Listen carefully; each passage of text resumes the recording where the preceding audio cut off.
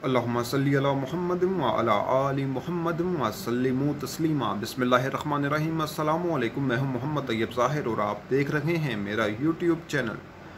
आज आपको अपनी एक ताज़ा गज़ल जो है वो आप नज़र करूँगा आप लोगों के, और उम्मीद है कि आपको पसंद आएगी। गज़ल कुछ यूँ है, गज़ल के इशार कुछ यूँ हैं। कोई सुने आंगन में एक बार आ ठहरे, कोई सुने आंगन में एक बार आ ठहरे, खरामा खरामा अब यार आ ठहरे, खरामा खरामा अब यार आ ठहरे। जल्दबाजी है तो फिर जल्दबाजी ही सही, जल्दबाजी है तो फिर जल्दबाजी ही सही।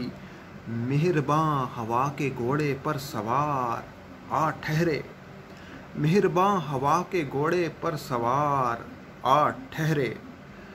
यहाँ तुक्का मदावा नहीं, मातम करना है, यहाँ तुक्का मदावा नहीं, मातम करना है। तो फिर मातम कदा में सोगवार आ ठहरे, तो फिर मातम कदा में सोगवार आ ठहरे।